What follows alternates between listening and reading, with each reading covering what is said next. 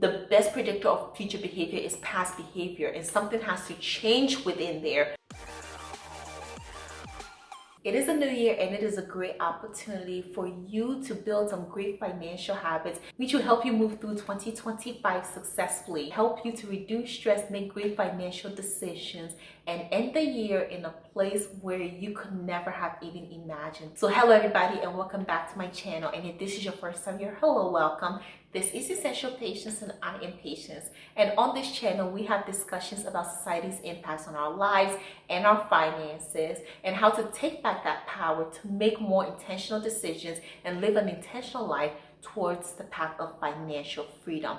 And if that sounds good to you, be sure to like this video, subscribe to my channel, and ring the notification bell so you do not miss out on any of my future videos. So let's delve straight into this topic about building financial habits for this new year that will take us on a path towards financial independence and financial freedom. The start of a new year is a great opportunity to reset and adopt habits that will improve your financial health. Building good financial habits that can help you achieve your long-term goals, reduce stress, and create a life of stability and abundance. And here are my list of 10 essential habits that you should build. Get it? Essential habit. And tips on how to maintain it throughout the entire year so that you reach your financial goals and end 2025 strong. The first one is to create a budget.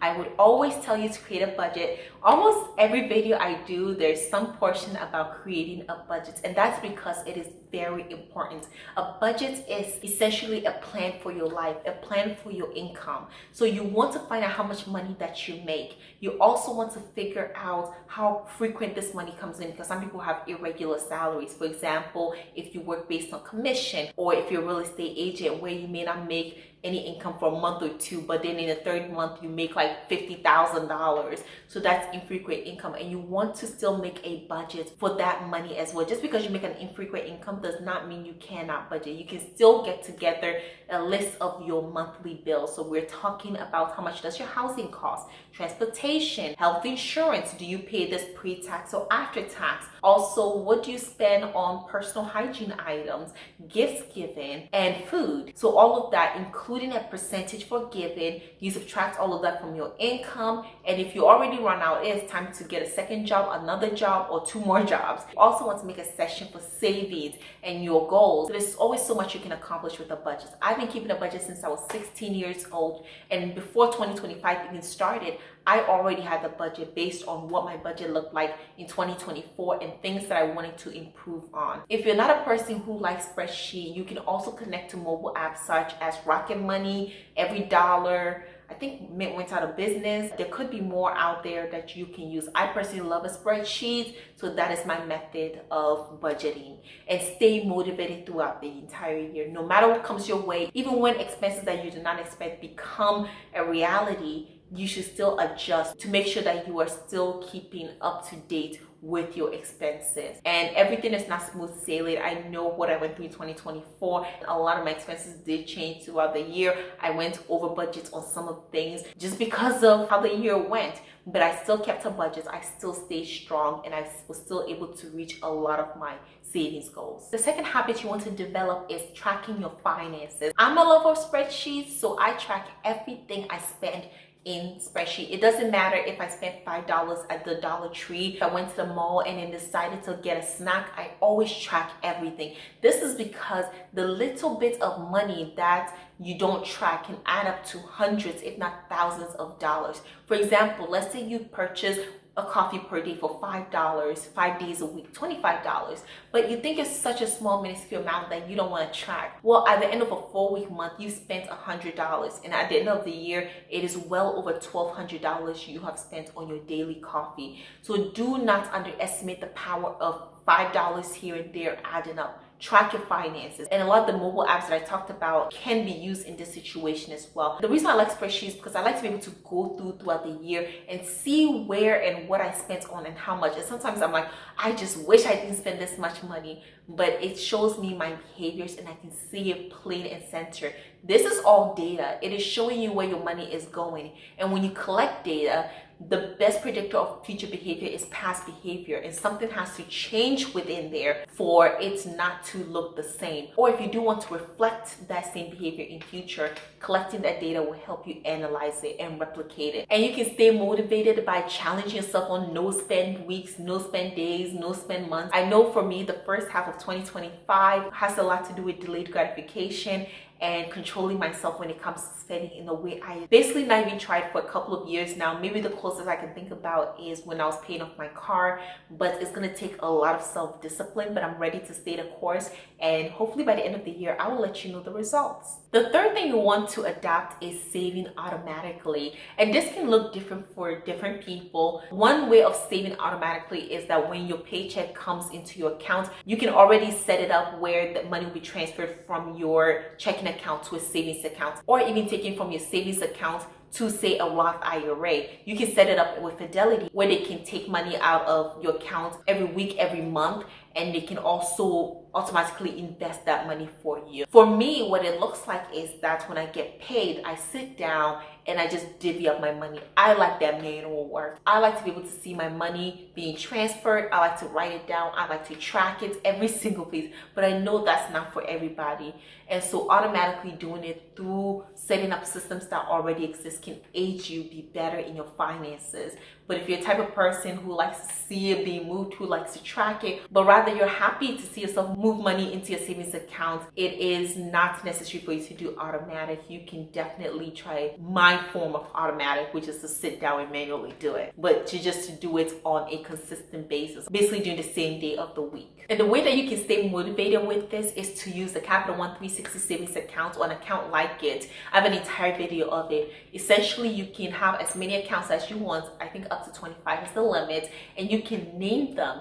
So whenever I get my paycheck, I move money from my checking account, which is where my paycheck goes, into, say, my housing, groceries, transportation. Just a way of keeping me motivated as I am able to separate this money and know how much I have for this particular expense or on my splurge. The fourth habit is maximizing retirement accounts, such as the 401k and the Roth IRA. I always do it on HSA, and if you wonder why, even though an HSA is a health savings account that you can use immediately, it's also a great part of retirement savings. And the reason being, most of us, if we're lucky enough to get older, will at least need some level of medical help. Now, I'm not saying you're going to be bedridden or that you're going to have a knee replacement or a hip replacement, but God forbid, and something like that happens, a health savings account is money that you can use on medical expenses, and it's a triple tax benefit. When it goes and it's tax free, you can invest anything above $1,000 and it will grow tax free. And as long as you use it on medical expenses,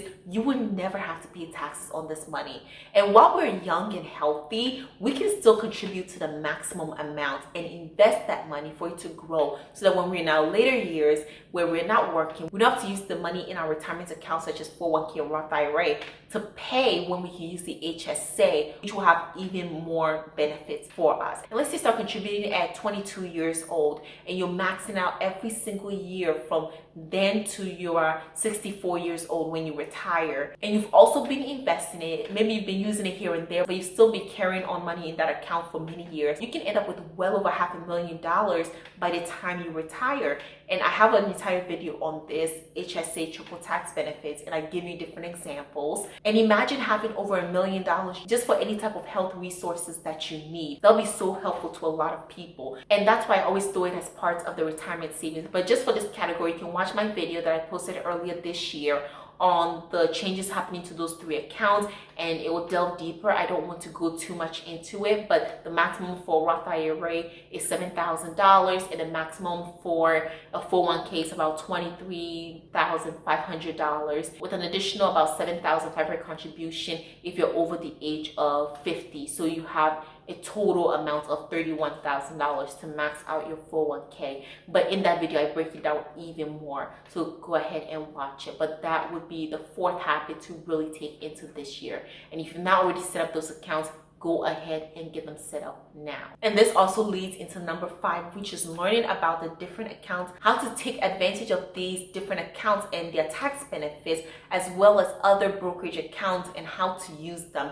If you really want to learn about financial literacy, some of the most basics are these accounts. So go ahead and learn about them, get used to them. Know the difference between a Roth 401k and a Roth IRA. Know the difference between a traditional 401k and a Roth 401k and a Roth 401k and a Roth IRA. Find out what they offer, how much it costs to be invested in them, how it's going to affect your taxes right now versus the future, and make the best decisions for yourself. But start learning about these tax advantage accounts right now, as well as how to invest beyond those tax advantaged accounts, where you can open a taxable brokerage account after you've maxed out all of your tax advantaged accounts. The 6th habit to develop and sustain throughout this entire year is building a fully funded emergency fund. You know how I feel about emergency funds. Everybody should have them. They're the safety net of our financial life. And if you go without it, it can cause financial destitute in your future. So an emergency fund is there in case an emergency does happen. You have money that you can tap into to immediately relieve that situation.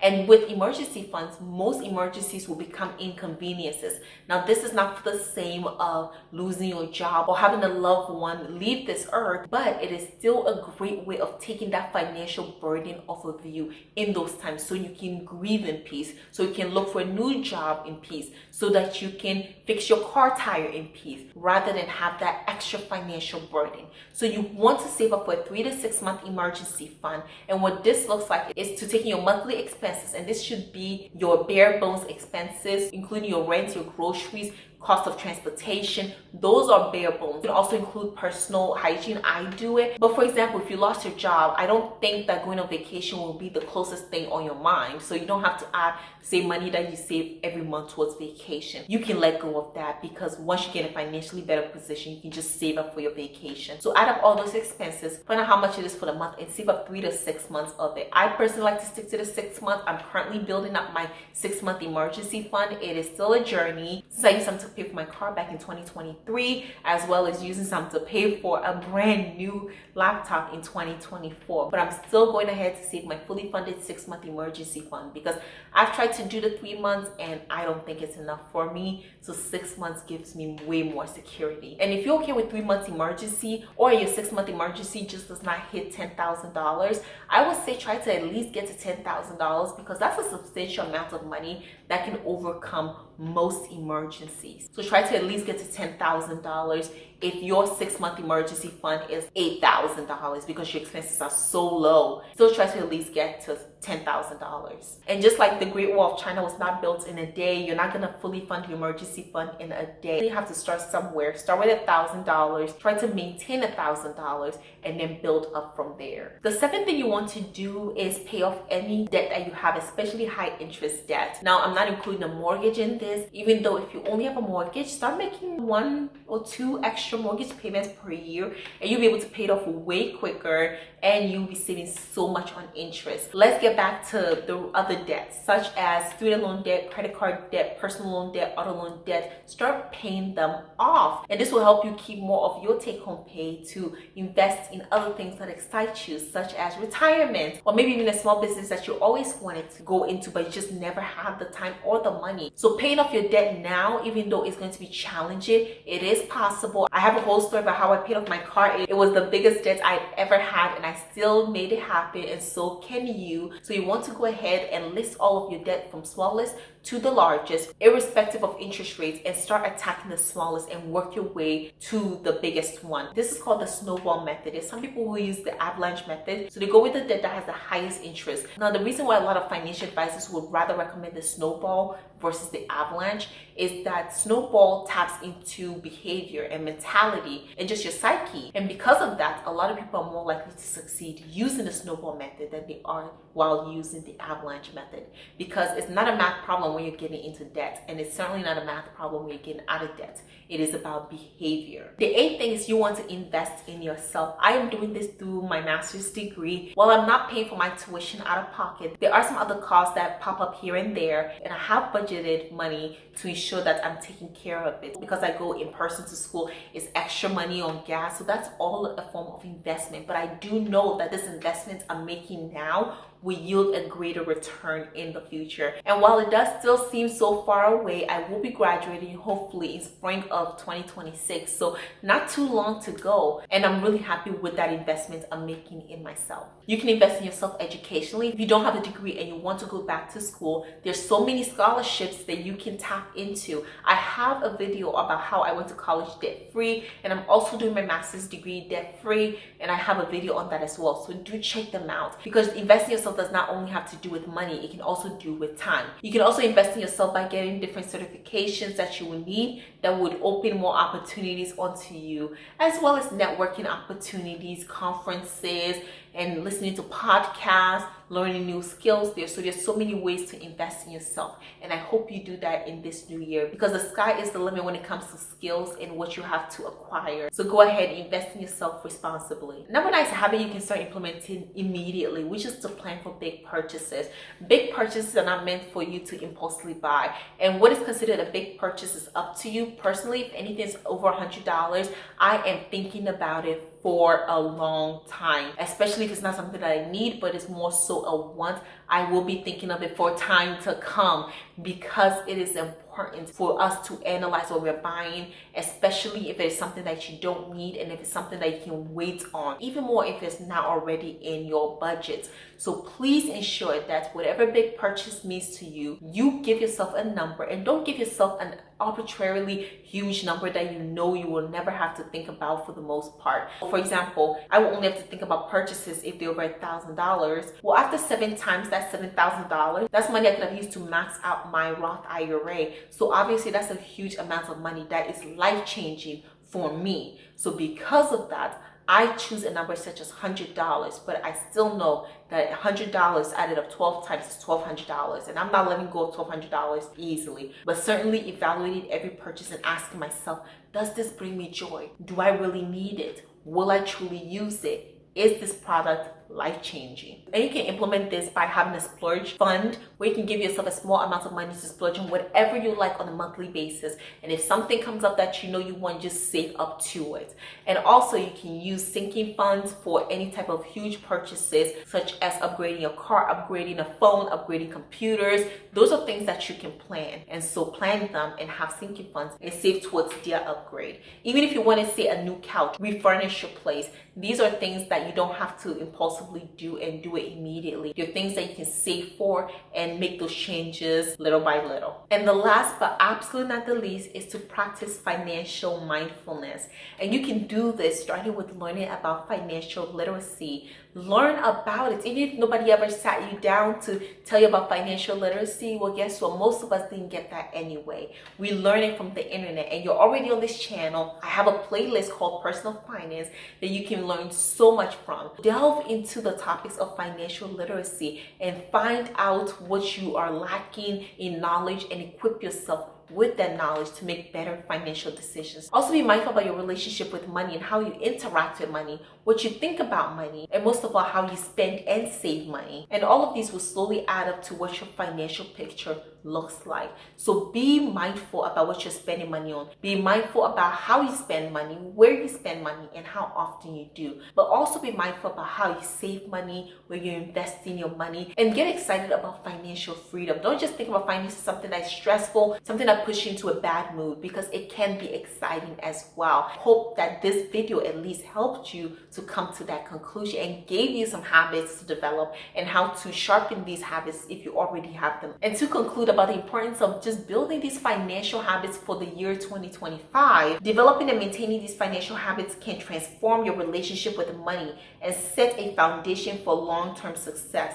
While it may feel overwhelming at first, small, consistent steps makes these habits achievable and sustainable. Remember that personal finance is a journey, not a race, and progress is more important than perfection. I know I'm not perfect, and I have not been perfect in my financial journey. By staying motivated, celebrating milestones, and adapting to changes, you will create a financially secure and fulfilling life in the new year and beyond. And with that, I'm bringing this video to an end. Thank you all so much. And I hope this video added value into your life. And if it did, be sure to like this video, subscribe to my channel, and ring the notification bell so you do not miss out on any of my financial videos.